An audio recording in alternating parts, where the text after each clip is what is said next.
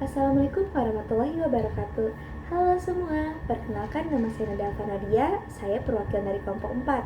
Berdirinya saya di sini, saya ingin menjelaskan materi terkait dari penerapan hukum pertama termodinamika pada dispenser. Oke, langsung saja kita membahas materi tersebut. Yang pertama, ada pengertian dari termodinamika. Termodinamika sendiri adalah suatu ilmu dari cabang fisika yang mempelajari terkait dari panas, energi, dan juga kerja. Nah, dari ketiga itu, kita juga akan mempelajari hubungan panas, energi, dan juga kerja pada suatu sistem. Nah, konsep termodinamika itu adalah hukum pertama. Di hukum pertama ini, kita menjelaskan terkait energi yang mana tidak dapat dimusnahkan dan juga diciptakan, melainkan dapat dibentuk dari satu bentuk ke bentuk lainnya. Hal ini disebut sebagai hukum kekekalan energi. Lanjut yang kedua, yaitu ada sistem dan juga energi.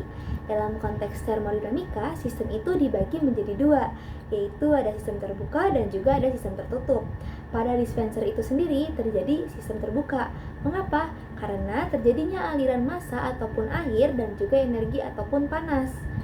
Dalam dispenser ini sendiri terjadi proses perpindahan massa dan juga energi, yang mana sesuai dengan hukum pertama termodinamika. Dalam sistem dan juga lingkungan, bukan hanya sistem terbuka dan tertutup, melainkan ada juga sistem terisolasi. Dalam sistem terbuka itu terjadi massa atau adanya massa dan juga adanya kalor. Sedangkan dalam sistem tertutup itu hanya melibatkan kalor. Nah, sedangkan dalam sistem terisolasi itu tidak melibatkan apapun, tidak melibatkan massa dan juga tidak melibatkan kalor. Oke, selanjutnya kita akan membahas tentang analisis pada dispenser. Bisa kita lihat pada gambarnya.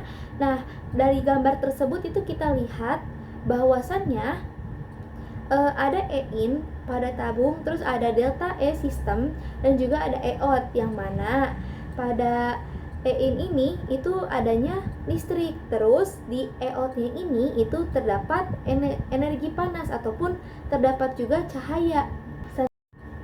Oke, selanjutnya kita akan membahas terkait dari hukum satu termodinamika. Nah, hukum ini menjelaskan bahwasannya perubahan energi dalam suatu sistem itu sama dengan energi yang keluar dan juga masuk dalam suatu sistem. Dalam konteks dispenser, jika air dikeluarkan pada dispenser, maka massa dalam tabung ini berkurang dan juga elemen harus terus menyuplai agar si suhu ini tetap bertahan. Selanjutnya kita akan membahas terkait korelasinya. Korelasi dari teori termodinamika dengan dispenser itu sendiri dapat dijelaskan dalam beberapa poin di bawah ini. Yang pertama, itu ada hukum satu termodinamika. Oke, yang pertama ada hukum satu termodinamika. Hal ini menjadi hal yang dasar bagi cara kerja pada dispenser. Yang pertama, dispenser ini akan mengalir dari galon ke tabung pemanas. Nah, di situ akan dibaca oleh termostat suhunya. Setelah itu, dari energi listrik akan diubah menjadi energi panas. Dalam beberapa waktu, si air ini akan dipanaskan, lalu siap dikonsumsi. Hal ini menandakan bahwasannya hukum satu termodinamika ini tidak dapat dimusnahkan atau diciptakan, melainkan dapat diubah dari satu bentuk ke bentuk lainnya. Itu contohnya saja dari energi listrik ke energi panas. Oke, yang kedua itu ada sistem terbuka. Nah, sistem terbuka pada dispenser ini berfungsi sebagai sistem terbuka, yang mana terjadi aliran massa ataupun air dan juga energi ataupun panas dalam sistem dan lingkungan. Jika air panas dikeluarkan pada dispenser, maka air baru dalam galon ini akan masuk ke dalam tabung. Nah, di mana hal itu terjadi pengisian volume. Nah, di situ terjadi interaksi antara sistem dan juga lingkungan, yang mana hal ini sangat penting dalam konsep termodinamika. Yang ketiga, ada perpindahan energi dan juga panas. Dalam dispenser, perpindahan energi ini meliputi energi listrik menjadi energi panas. Ketika kita memanaskan air galon ini, itu tuh terjadi namanya perpindahan energi dari energi listrik menjadi energi panas. Jadi saat kita mencolokkan kabel gitu ya, si kabel itu kan ke listrik. Nah, itu tuh terjadi perpindahan energi. Sedangkan perpindahan massanya itu terjadi ketika kita menuangkan air panas. Nah, maka air galon baru ini akan masuk ke dalam tabung. Nah, di situ terjadi pengisian volume yang berkurang. Nah, di situ disebut perpindahan massa. Oke, komponen dispenser. Komponen dispenser ini ada yang namanya elemen pemanas, terus ada yang namanya termostat dan juga saluran air. Nah, kalau misalkan elemen panas ini, itu fungsinya untuk mengubah energi listrik menjadi energi panas. Sedangkan termostat itu berfungsi untuk mengontrol suhu air. Sedangkan saluran air itu berfungsi untuk saluran air itu sendiri. Selanjutnya itu ada diagram pada dispenser. Nah, diagram pada dispenser ini menggambarkan energi dan juga massa dalam bentuk visualisasi. Nah, dalam diagram itu sendiri itu menggambarkan proses terjadinya perpindahan energi dari energi listrik menjadi energi panas. Nah, di situ tuh menjelaskan terkait dari cara-cara dari ataupun proses-proses dan juga langkah-langkah si air itu dari yang mana air normal menjadi air panas. Nah, di situ juga digambarkan atau divisualisasikan interaksi-interaksi komponen dalam dispenser itu sendiri. Aplikasi dalam kehidupan sehari-hari. Nah, dispenser ini mempermudah kita untuk mendapatkan air panas dan juga air dingin tanpa proses yang lama. Jadi lebih cepat dan juga lebih efisien. Nah, di sini juga dalam hukum termodinamika ini menjelaskan bahwasannya teknologi ini berperan sangat penting, khususnya saja pada dispenser seperti tadi telah saya jelaskan.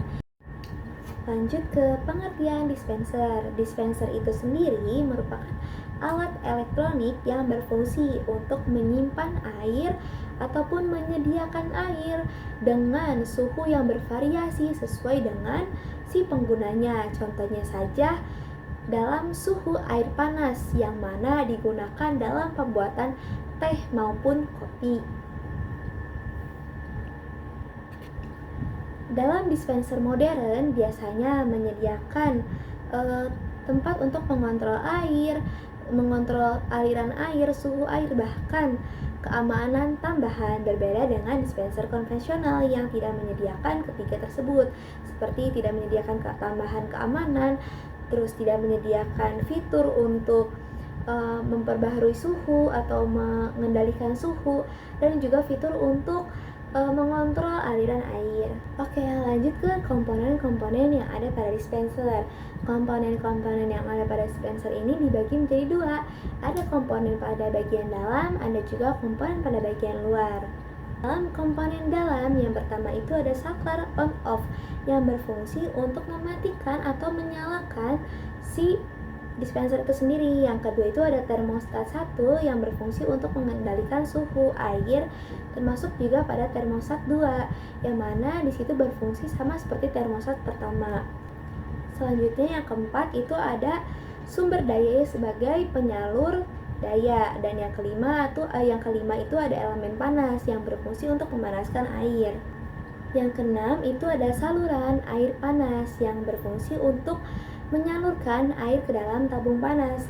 Yang ketujuh itu ada saluran air pendingin yang berfungsi untuk menyalurkan air ke dalam tabung pendingin. Dan yang terakhir itu ada pipa pembuangan yang berfungsi sebagai tempat pembuangan air dari sisa-sisa air yang tidak terpakai. Lanjut ke komponen bagian luar. Sedangkan pada bagian luar yang pertama itu ada antispill yang berguna atau berfungsi sebagai tempat duduk galon. Terus yang kedua itu ada yang namanya fuse yang berfungsi sebagai pemutus rangkaian arus. Yang ketiga itu ada tombol power yang berfungsi untuk tombol menyalakan dispenser.